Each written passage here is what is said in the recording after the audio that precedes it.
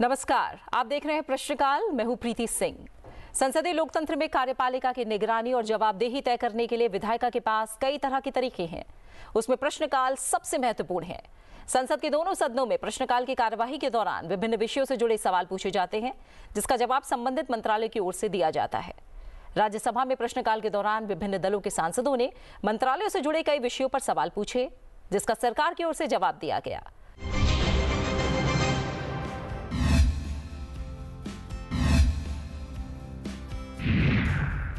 आज के कार्यक्रम का पहला सवाल जुड़ा है ऑनलाइन हिंसा की घटनाओं में वृद्धि से। इस सवाल को पूछा है राज्यसभा सांसद संजय सेठ ने। उन्होंने महिला और बाल विकास मंत्रालय से पूछा कि मंत्रालय द्वारा महिलाओं और नाबालिगों को लक्षित करके साइबर बुलिंग और ग्रूमिंग जैसी घटनाओं में वृद्धि से निपटने के लिए क्या कदम उठाए गए हैं। साइबर अपराध रिपोर्टिंग पोर्टल के माध्यम से महिला और बाल विकास मंत्रालय, इलेक्ट्रॉनिक्स और सूचना प्रौद्योगिकी मंत्रालय और कानून प्रवर्तन एजेंसियों के बीच समन्वय कैसे सुनिश्चित किया जा रहा है। किशोरियों के बीच सुरक्षित इंटरनेट प्रथाओं को बढ़ावा देने के लिए डिजिटल इंडिया पहल के तहत जागरूकता अभियान क्या भूमिका निभा रहे हैं। ऑनलाइन सुरक्षा के बारे में जागरूकता फैलाने के लिए स्कूलों और स्थानीय संस्थानों को किस तरह से शामिल किया जा रहा है। इन समन्वित प्रयासों से अब तक क्या उल्लेखनीय परिणाम सामने आए हैं। इस सवाल का जवाब महिला और बाल विकास मंत्रालय में राज्य मंत्री सावित्री ठाकुर ने दिया। अपने जवाब में उन्होंने बताया कि भारतीय संविधान की 7वीं अनुसूची के अनुसार पुलिस और लोक व्यवस्था राज्य के विषय हैं। राज्य संघ राज्य क्षेत्र अपने कानूनी प्रवर्तन एजेंसियों के माध्यम से साइबर अपराध सहित अपराधों की रोकथाम, पता लगाने, जांच और अभियोजन के लिए और पुलिस थानों की क्षमता बढ़ाने के लिए मुख्य रूप से जिम्मेदार है। केंद्र सरकार उनकी LEA की क्षमता निर्माण के लिए विभिन्न योजनाओं के अंतर्गत परामर्श और वित्तीय सहायता प्रदान करके राज्यों संघ राज्य क्षेत्रों की पहलों को सहयोग प्रदान करती है। साइबर अपराधों से निपटने के तंत्र को सुदृढ़ करने के लिए, जिसमें व्यापक और समन्वित तरीके से साइबर सुरक्षा की बुनियादी व्यवस्था और कानून प्रवर्तन क्षमताओं को सुदृढ़ करने की पहल शामिल है। केंद्र सरकार ने उपाय किए हैं, जिनमें सूचना प्रौद्योगिकी अधिनियम 2000, IT अधिनियम और सूचना प्रौद्योगिकी मध्यस्थ दिशा निर्देश और डिजिटल मीडिया आचार संहिता नियम 2021, उपयोगकर्ताओं विशेषकर बच्चों की ऑनलाइन सुरक्षा का स्पष्ट उद्देश्य, IT अधिनियम की धारा 67B, जिसमें इलेक्ट्रॉनिक सामग्री में बच्चों को लैंगिक रूप से अश्लील या अशिष्ट तरीके से चित्रित किया गया हो, उसके लिए दंड का प्रावधान है। ये संज्ञेय अपराध है।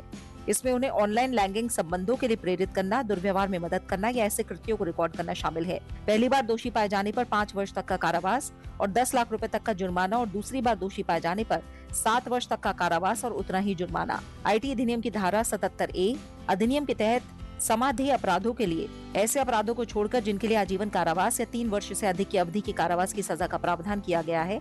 यदि अपराध 18 वर्ष से कम आयु के बच्चे के खिलाफ किया गया है तो अदालत उस अपराध का समाधेय नहीं मानेगी। डिजिटल व्यक्तिगत डेटा संरक्षण अधिनियम 2023 डिजिटल व्यक्तिगत आंकड़ों के प्रसंस्करण को विनियमित करने के लिए कानूनी व्यवस्था स्थापित करता है। डेटा फिड्यूरियरीज को केवल माता पिता की सहमति से बच्चों के व्यक्तिगत आंकड़ों का प्रसंस्करण करने की अनुमति देता है। ऐसे व्यक्तिगत आंकड़ों के प्रसंस्करण की अनुमति नहीं देता जो बच्चों के कल्याण के लिए हानिकारक हो, जिसमें ट्रैकिंग, व्यवहारिक निगरानी या लक्षित विज्ञापन शामिल हो। सूचना सुरक्षा, शिक्षा और जागरूकता कार्यक्रम। इंटरनेट का उपयोग करते समय उपयोगकर्ताओं के बीच जागरूकता पैदा करना। सूचना सुरक्षा जागरूकता के लिए विशिष्ट वेबसाइट बनाई गई है जो नियमित आधार पर प्रासंगिक जागरूकता सामग्री तैयार करती है और उसे अद्यतन करती है। इसे staysafonline.in पर देखा जा सकता है। भारतीय कंप्यूटर आपातकालीन प्रतिक्रिया टीम अपनी आधिकारिक वेबसाइटों और सोशल मीडिया हैंडल पर नियमित रूप से सुरक्षा संबंधी सुझाव और जागरूकता पोस्टर, इन्फोग्राफिक्स और वीडियो साझा करता है। इसका उद्देश्य बच्चों के लिए ऑनलाइन सुरक्षा उपायों सहित साइबर सुरक्षा हमलों और धोखाधड़ी के बारे में इंटरनेट उपयोगकर्ताओं को संवेदनशील बनाना है। लैंगिक अपराधों से बच्चों का संरक्षण यानी पॉक्सो अधिनियम। लैंगिक अपराधों से बच्चों का संरक्षण अधिनियम में बाल दुर्व्यवहार की समस्या को रोकने के लिए प्रभावी प्रावधान है। इस अधिनियम में अनिवार्य रिपोर्टिंग, बयानों और साक्ष्यों की रिकॉर्डिंग के बाल अनुकूलन प्रावधान और मामलों की शीघ्र सुनवाई का प्रावधान है। अपराध की गंभीरता के अनुसार बच्चों के विरुद्ध लैंगिक अपराधों के लिए पॉक्सो अधिनियम 2012 में किए गए प्रावधान सहित पर्याप्त कानूनी दंडात्मक प्रावधान मौजूद है। महिला और बाल विकास मंत्रालय के मिशन शक्ति के अंतर्गत महिला हेल्पलाइन 181 आपातकालीन और गैर आपातकालीन दोनों ही स्थितियों में महिलाओं की सहायता के लिए 24 घंटे टोल फ्री दूरसंचार सेवाएं प्रदान करती है। महिला हेल्पलाइन WHL के माध्यम से इसकी शुरुआत 1 अप्रैल 2015 से 30 जून 2025 तक देश भर में 1 करोड़ 6 लाख से अधिक महिलाओं को सहायता दी गई है। आपातकालीन प्रतिक्रिया और आउटरीच सेवा टोल फ्री चाइल्ड हेल्पलाइन 1098 के माध्यम से भी प्रदान की जाती है, जो कठिन परिस्थितियों में रहने वाले बच्चों के लिए पूरे साल 24 घंटा 7 दिन उपलब्ध है। यह हेल्पलाइन गृह मंत्रालय की आपातकालीन प्रतिक्रिया सहायता प्रणाली 112 हेल्पलाइन के साथ एकीकृत है। निर्भया कोष के तहत सरकार ने जांच अधिकारियों, अभियोजन अधिकारियों और चिकित्सा अधिकारियों सहित कुल 32,549 अधिकारियों को ट्रेनिंग दी है। सरकार ने चंडीगढ़ में एक अत्याधुनिक केंद्रीय फोरेंसिक विज्ञान प्रयोगशाला भी स्थापित की है। राज्य फोरेंसिक विज्ञान प्रयोगशालाओं में डीएनए विश्लेषण और साइबर फोरेंसिक क्षमताओं को सुदृढ़ करने के लिए 30 राज्यों संघराज्य क्षेत्रों को वित्तीय सहायता प्रदान की गई है। राष्ट्रीय बाल अधिकार संरक्षण आयोग ने शोध अध्ययन दिशा निर्देश जारी किए हैं, जिनके शीर्षक जिनमें बच्चों द्वारा मोबाइल फोन और इंटरनेट सुविधा वाले अन्य उपकरणों के प्रयोग के प्रभाव, शारीरिक, व्यवहारिक और मनोसामाजिक। इन अध्ययन के निष्कर्षों को इलेक्ट्रॉनिकी और सूचना प्रौद्योगिकी मंत्रालय, महिला और बाल विकास मंत्रालय और राज्य बाल अधिकार संरक्षण आयोगों सहित संबंधित मंत्रालयों के साथ साझा किया गया था। NCPCR ने स्कूलों में बच्चों की सुरक्षा और संरक्षा संबंधी अपनी नियमावली के एक भाग के रूप में साइबर सुरक्षा पर एक खंड शामिल किया है। इस नियमावली को आगे और प्रचार प्रसार के लिए शिक्षा मंत्रालय, CBSE और अन्य संबंधित हितधारकों के साथ साझा किया गया था। आयोग ने इस विषय पर 100 से अधिक राष्ट्रीय, राज्य, जिला स्तरीय संवेदीकरण सह जागरूकता सृजन कार्यशालाएं भी आयोजित की। ऑनलाइन सुरक्षित रहना, बच्चों, अभिभावकों, शिक्षकों और आम जनता के बीच जागरूकता बढ़ाने के लिए 2017 में दिशा निर्देश और मानक सामग्री इसे लेकर जारी की गई थी। आयोग ने इस मुद्दे पर संबंधित हितधारकों के लिए समय समय पर संवेदीकरण सह जागरूकता सृजन कार्यशालाओं का आयोजन किया। आयोग ने स्कूलों में बुलिंग और साइबर बुलिंग की रोकथाम के लिए दिशा निर्देश तैयार किए। 2024-25 में इस विषय पर 25 जिला स्तरीय कार्यक्रम आयोजित किए गए। आयोग ने साइबर सुरक्षा पर IEC सामग्री तैयार की, जो YouTube जैसे डिजिटल प्लेटफॉर्म पर उपलब्ध है। NCPCR द्वारा तदर्थ समिति को सिफारिशें राज्यसभा ने सोशल मीडिया पर पोर्नोग्राफी के चिंताजनक मुद्दे और बच्चों और समग्र रूप से समाज पर इसके प्रभाव से संबंधित मामलों की जांच के लिए एक तदर्थ समिति का गठन किया। आयोग ने इंटरनेट वेब पेजों पर पोर्न साइट्स के प्रसार के मामले की उचित जांच करने के बाद अपने सुझाव तदर्थ समिति को पेश किए। इस जांच से आयोग को ऑनलाइन स्टॉकिंग, उत्पीड़न, ग्रूमिंग जैसे बच्चों से संबंधित जोखिमों के बारे में भी जानकारी प्राप्त हुई। अश्लील सामग्री के संपर्क में आने से कथित रूप से प्रभावित नाबालिगों द्वारा किए गए आपराधिक अपराधों के बढ़ते मुद्दों को हल करने के लिए NCPCR कार्यालय में 5 अगस्त 2024 को एक बैठक आयोजित की गई। इसमें गृह मंत्रालय, विधि और न्याय मंत्रालय, दूरसंचार विभाग, सूचना और प्रसारण मंत्रालय, इलेक्ट्रॉनिक्स और सूचना प्रौद्योगिकी मंत्रालय और महिला और बाल विकास मंत्रालय के भारतीय साइबर अपराध समन्वय केंद्र 14C के प्रतिनिधियों ने भाग लिया। बाल लैंगिक शोषण सामग्री से संबंधित विभिन्न पहलुओं पर विचार विमर्श करने के लिए Meta, Google, YouTube, Snapchat, ShareChat, Reddit, Bumble सहित सोशल मीडिया प्लेटफॉर्म के प्रतिनिधियों के साथ 13 अगस्त 2024 को NCPCR कार्यालय में एक बैठक आयोजित की गई थी। NCPCR ने बच्चों की साइबर सुरक्षा और संरक्षण पर दिशा निर्देश अपनी वेबसाइट पर डाले हैं, जिनमें बच्चों, अभिभावकों, शिक्षकों और आम जनता के बीच जागरूकता बढ़ाने के लिए ऑनलाइन सुरक्षित रहना शीर्षक से दिशा निर्देश और मानक सामग्री उपलब्ध है और इस समय आप इस लिंक को अपनी टीवी स्क्रीन पर देख सकते हैं। साइबर सुरक्षा पर दिशा निर्देश, स्कूलों में बच्चों की सुरक्षा और संरक्षा मैनुअल उपलब्ध है और इस समय आप इस लिंक को भी अपने टीवी स्क्रीन पर देख रहे हैं। बुलिंग और साइबर बुलिंग की रोकथाम के लिए स्कूलों के लिए दिशा निर्देश उपलब्ध है। इस समय आप इस लिंक को भी अपने टीवी स्क्रीन पर देख सकते हैं। NCPCR के पास बाल अधिकारों का उल्लंघन करके और छीनने से संबंधित विभिन्न शिकायतों का समय पर शीघ्र निवारण सुनिश्चित करने के लिए एक विशिष्ट पारदर्शी ऑनलाइन शिकायत प्रणाली ncpcr.gov.in पर भी उपलब्ध है। गृह मंत्रालय ने देश में सभी प्रकार के साइबर अपराधों से समन्वित और व्यापक तरीके से निपटने के लिए एक संबद्ध कार्यालय के रूप में भारतीय साइबर अपराध समन्वय केंद्र की स्थापना की है। I4C के एक भाग के रूप में राष्ट्रीय साइबर अपराध रिपोर्टिंग पोर्टल आरंभ किया गया है, ताकि आम जनता सभी प्रकार के साइबर अपराधों, विशेष रूप से महिलाओं और बच्चों के विरुद्ध साइबर से संबंधित घटनाओं की रिपोर्ट कर सके। इस पोर्टल पर दर्ज साइबर अपराधों की घटनाएं उन्हें FIR में बदलने और बाद में उन पर कार्रवाई करने का काम संबंधित राज्य, संघ राज्य क्षेत्र की कानून प्रवर्तन एजेंसियों द्वारा कानून के प्रावधानों के अनुसार किया जाता है। वित्तीय धोखाधड़ी की तत्काल सूचना देने और धोखेबाजों द्वारा धन की हेराफेरी रोकने के लिए I4C के अंतर्गत नागरिक वित्तीय साइबर धोखाधड़ी रिपोर्टिंग और प्रबंधन प्रणाली आरंभ की गई है। ऑनलाइन साइबर शिकायत दर्ज कराने में सहायता के लिए एक टोल फ्री हेल्पलाइन नंबर 1930 आरंभ किया गया है। राज्य, संघ राज्य क्षेत्र की पुलिस के जांच अधिकारियों को प्रारंभिक चरण की साइबर फोरेंसिक सहायता प्रदान करने के लिए I4C के भाग के रूप में अत्याधुनिक राष्ट्रीय साइबर फोरेंसिक प्रयोगशाला की स्थापना की गई है। साइबर अपराध जांच, फोरेंसिक अभियोजन के महत्वपूर्ण पहलुओं पर ऑनलाइन पाठ्यक्रम के माध्यम से पुलिस अधिकारियों, न्यायिक अधिकारियों की क्षमता निर्माण के लिए I4C के तहत बड़े पैमाने पर ओपन ऑनलाइन पाठ्यक्रम प्लेटफॉर्म, जिसका नाम साइट्विन पोर्टल है, तैयार किया गया है। गृह मंत्रालय ने राज्यों, संघ राज्य क्षेत्रों की क्षमता बढ़ाने के उद्देश्य से महिलाओं और बच्चों के विरुद्ध साइबर अपराध रोकथाम योजना के अंतर्गत 131 करोड़ 60 लाख रुपए की वित्तीय सहायता प्रदान की है, जिनमें साइबर फॉरेंसिक सह प्रशिक्षण प्रयोगशालाओं की स्थापना,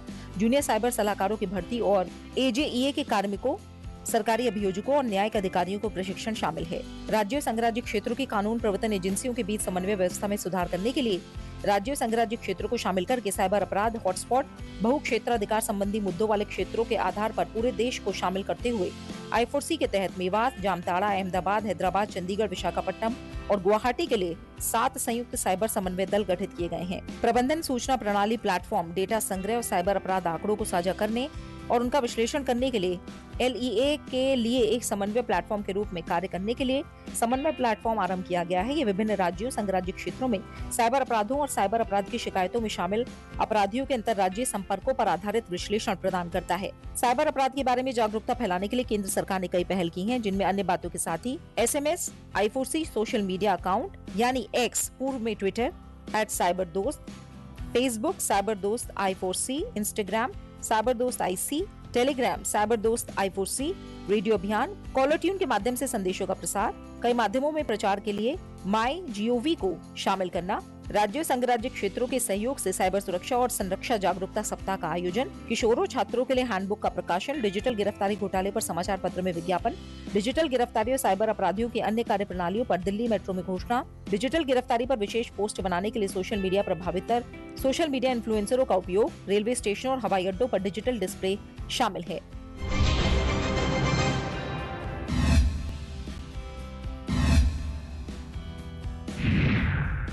आज के कार्यक्रम का अगला सवाल जुड़ा है महिलाओं और बच्चों में पोषण की स्थिति से। सवाल को पूछा है राज्यसभा सांसद जोस के मणि ने। अपने सवाल में उन्होंने महिला और बाल विकास मंत्रालय से पूछा कि क्या सरकार ने देश में महिलाओं और बच्चों के पोषण की स्थिति पर हाल ही में कोई सर्वेक्षण कराया है। अगर हाँ, तो ऐसी रिपोर्ट के विशेष रूप से बौनेपन, दुर्बलता और रक्त अल्पता के संदर्भ में मुख्य निष्कर्ष क्या है। पोषण अभियान के अंतर्गत मातृ और शिशु पोषण परिणामों में सुधार के लिए क्या कदम उठाए जा रहे हैं।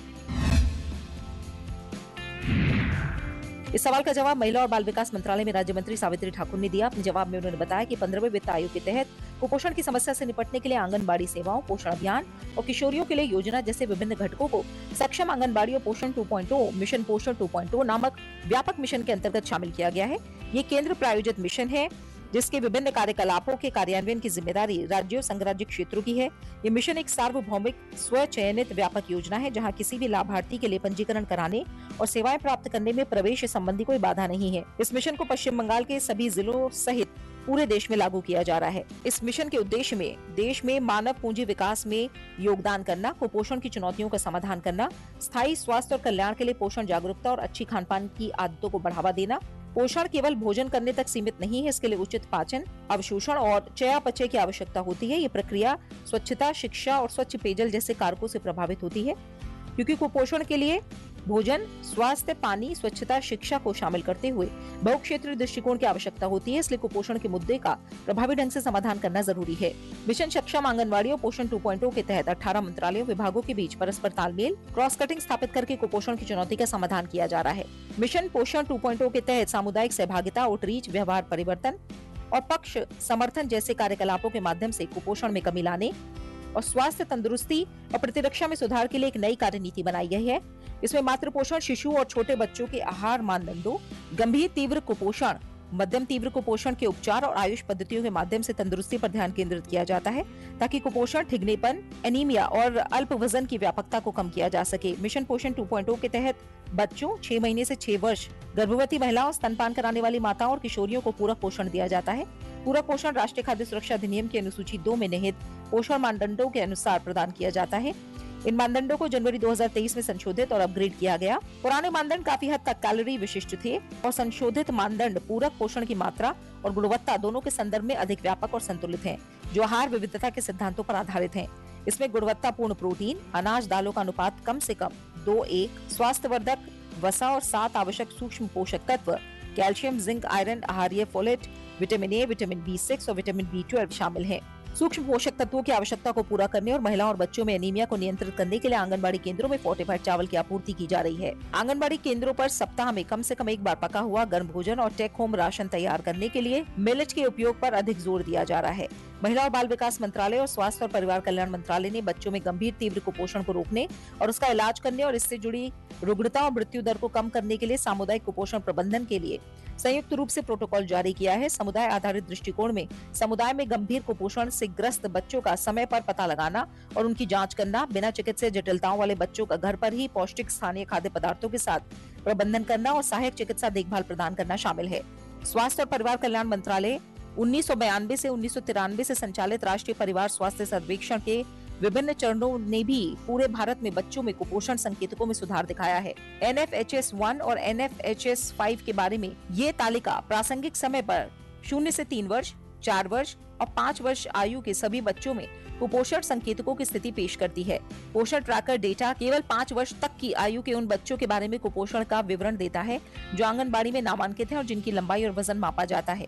2021 के लिए भारत में 5 वर्ष तक के सभी बच्चों की कुल अनुमानित जनसंख्या 13 करोड़ 75 लाख है। जून 2025 के आंकड़ों के अनुसार 5 वर्ष तक के केवल 7 करोड़ 36 लाख बच्चे ही आंगनबाड़ी केंद्रों में नामांकित हैं और महिला और बाल विकास मंत्रालय के पोषण ट्रैकर पर पंजीकृत हैं। इनमें से 7 करोड़ 25 लाख बच्चों के कद और वजन विकास मानदंडों पर नापे गए।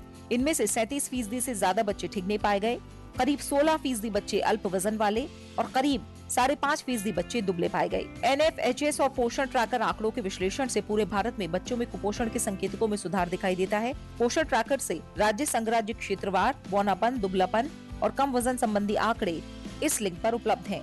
2021 में विश्व बैंक ने पोषण सेवाओं की प्रदायगी कार्यक्रम का आकलन करने के लिए प्राथमिकता वाले 11 राज्यों में एक सर्वेक्षण किया। निष्कर्षों से पता चला कि पोषण अभियान के माध्यम से प्रदान की गई सेवाएं, प्रासंगिक संदेशों की प्राप्ति, आंगनबाड़ी कार्यकर्ताओं द्वारा घर घर जाकर काम करना और समुदाय आधारित कार्यक्रम में उपस्थिति बेहतर पोषण व्यवहार से जुड़ी थी। सर्वेक्षण में ये भी पाया गया कि कार्यक्रम के पोषण संदेश 80% से अधिक महिलाओं तक पहुंचे और 81% महिलाओं ने पहले 6 महीने तक अपने बच्चों को केवल स्तनपान कराया। नीति आयोग द्वारा 2020 में पोषण अभियान का एक तृतीय पक्ष मूल्यांकन और प्रभाव आकलन किया गया और ये पाया गया कि देश में कुपोषण से निपटने के लिए इसकी प्रासंगिकता संतोषजनक है। लोकसभा में प्रश्नकाल के दौरान विभिन्न मंत्रालयों से जुड़े विषयों पर सदस्यों ने सवाल पूछे, जिसका संबंधित मंत्रालय की ओर से जवाब दिया गया।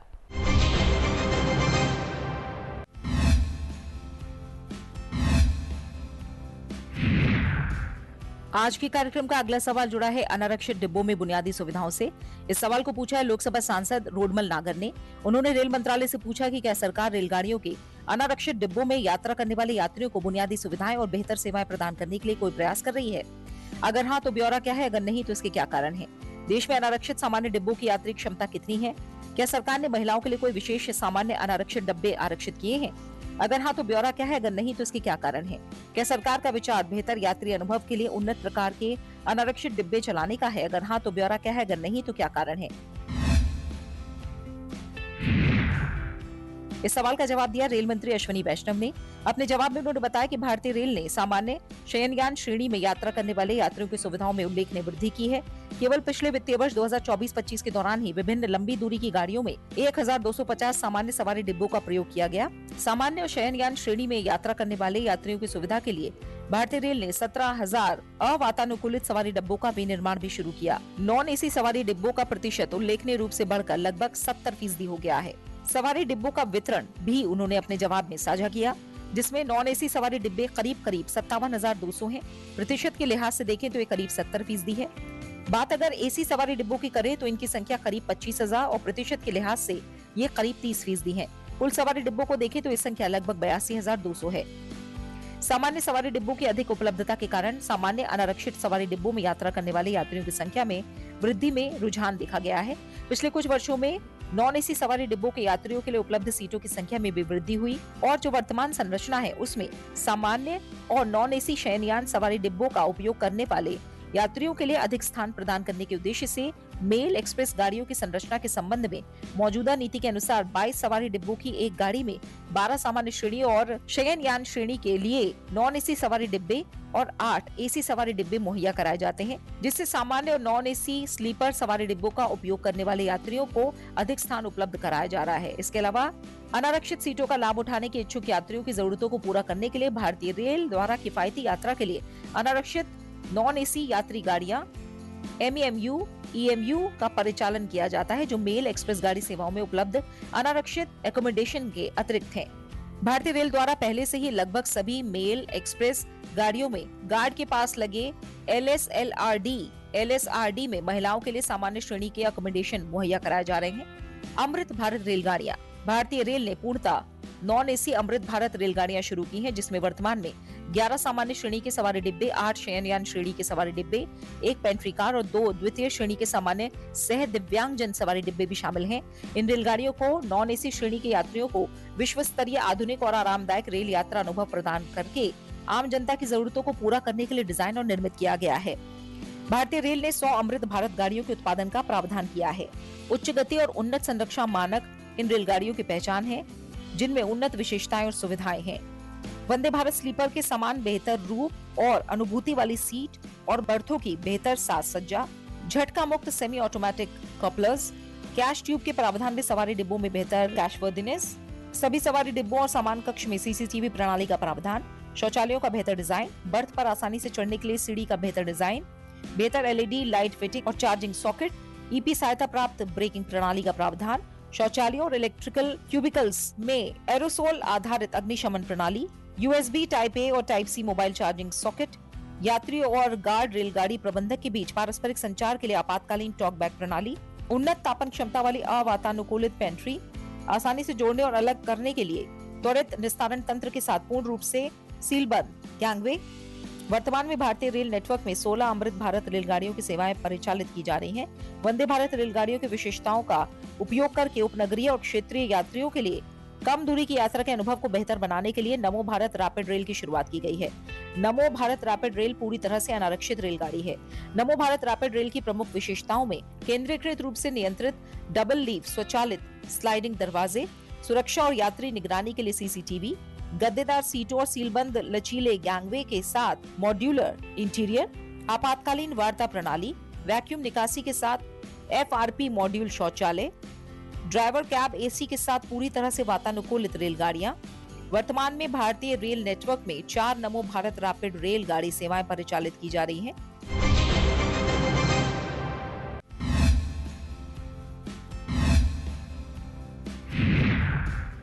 आज के कार्यक्रम का अगला सवाल जुड़ा है सीमावर्ती क्षेत्रों में वाईफाई टावरों से। सवाल को पूछा है लोकसभा सांसद सुखजिंदर सिंह रंधावा ने।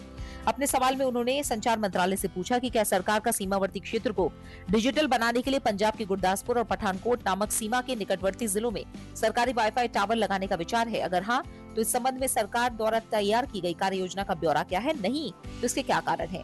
गाँव को डिजिटल और तकनीकी रूप से सक्षम बनाने के लिए सरकार द्वारा उठाए जाने वाले प्रस्तावित कदमों का ब्यौरा क्या है? इस सवाल का जवाब संचार मंत्रालय में राज्य मंत्री डॉक्टर पेमासानी चंद्रशेखर ने दिया। अपने जवाब में उन्होंने बताया कि भारत के महारजिस्ट्रार द्वारा जारी आंकड़ों के अनुसार 30 जून 2025 तक पंजाब के गुरदासपुर और पठानकोट जिलों के कुल 1692 गाँव में से 1675 गाँव में इंटरनेट सुविधा उपलब्ध है। केंद्रीय मंत्रिमंडल ने prime minister's wifi access network interface के फ्रेमवर्क के तहत पब्लिक वाईफाई नेटवर्क के माध्यम से ब्रॉडबैंड के प्रसार के लिए दूरसंचार विभाग के प्रस्ताव पर भी अपना अनुमोदन दे दिया है। वर्तमान में PM वाणी हॉटस्पॉट की संख्या गुरदासपुर जिले में 287 और पठानकोट जिले में 77 है। DBN द्वारा वित्त पोषित भारत नेट परियोजना को चरणबद्ध तरीके से क्रियान्वित किया जा रहा है ताकि पंजाब के गुरदासपुर और पठानकोट जिलों सहित देश की सभी ग्राम पंचायतों को ब्रॉडबैंड कनेक्टिविटी प्रदान की जा सके। यह अवसंरचना डाकघरों, अन्य सरकारी संस्थानों, गाँव, स्कूलों और निजी क्षेत्रों सहित GP, ग्रामीण क्षेत्रों में इंटरनेट कनेक्टिविटी प्रदान करने के लिए TSP, ISP को पट्टे पर दी गई है। वर्तमान में कवरेज की कमी से जूझ रहे देश के सुदूर और ग्रामीण क्षेत्रों और द्वीप समूहों में उच्च बैंडविड्थ क्षमता वाली इंटरनेट, ब्रॉडबैंड कनेक्टिविटी और मोबाइल सेवाएं प्रदान करने के लिए दूरसंचार विभाग के डिजिटल भारत निधि से वित्त पोषण के साथ कई कदम उठाए गए हैं और परियोजनाएं शुरू की गई हैं। कुछ परियोजनाएं पूरी कर ली गई हैं और कई परियोजनाएं कार्यान्वयन के अधीन है। प्रमुख परियोजनाओं के विवरण में भारत नेट परियोजना को देश के सभी ग्राम पंचायतों और गांवों को ब्रॉडबैंड कनेक्टिविटी प्रदान करने के लिए चरणबद्ध तरीके से लागू किया जा रहा है। भारत नेट परियोजना के तहत निर्मित अवसंरचना एक राष्ट्रीय संपत्ति है जो सेवा प्रदाताओं के लिए बिना भेदभाव के सुलभ है और इसका उपयोग ब्रॉडबैंड सेवाएं प्रदान करने के लिए किया जा सकता है, जैसे fibre to the home connection, lease line, dark fibre, mobile टावरों के लिए बैकहॉल।